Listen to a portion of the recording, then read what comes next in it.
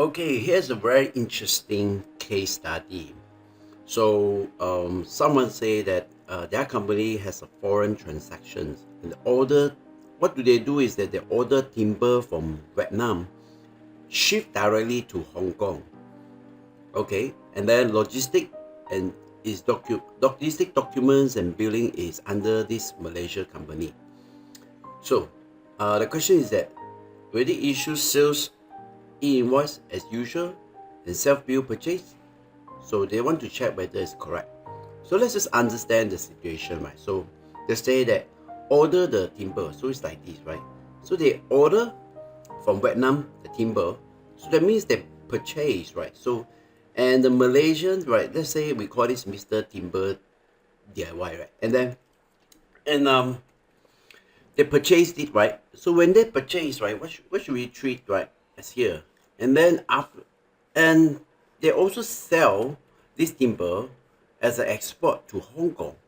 Okay, so now you need to tell. This is actually a questions on uh, cross border, right? So I talk about this in this here, right? Cross border transaction.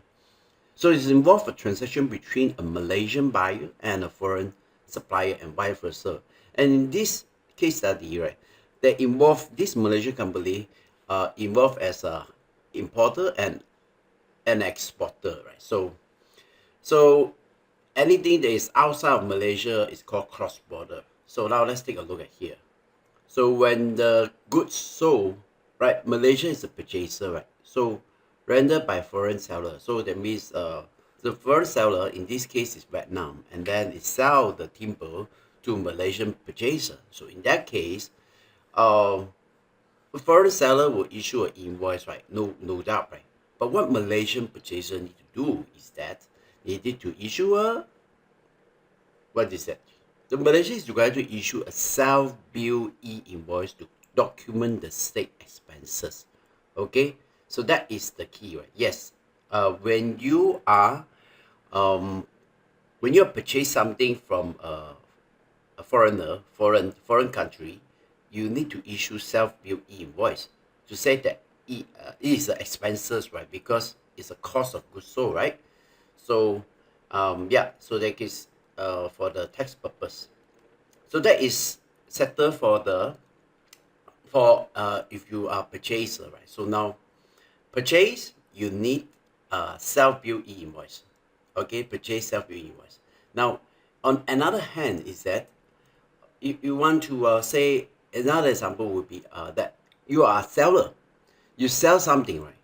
In my earlier video we also talk about that. Let's say you want to sell a billion to foreign purchaser. What should you do, right? Malaysian seller issue invoice to foreign purchaser. So here is actually e-invoice because you just issue the e-invoice, right? So here is it, right? That was uh before era, right? It's issue an invoice. Now, after that, Malaysia required to issue an e-invoice to the foreign purchaser to record the state income, right? So the invoice just sent as normal to the foreign buyer, right? No problem. So back to the questions here is that for purchase, right, you issue a self bill e-invoice, and for sales, right, you issue an e-invoice. Yes, that's it, right? So purchase, you issue, uh, you need to what you call that? Issue a self bill e-invoice, so that you inform the LHDN that is the expenses. And for this, you issue a e-invoice to inform LHDN that hey, this is a income, right? So, yep, that's it. So as a Mr. Timber DIY, you will find the differences between this trading transaction, and yep. All right, that's it. Right, I hope that this definitely help you to understand this cross border in a more concrete way, right? Because this is real questions, foreign transaction, order timber, and then ship directly to Hong Kong. So, yep, sales as e-invoice, sell bill for purchase. Exactly correct.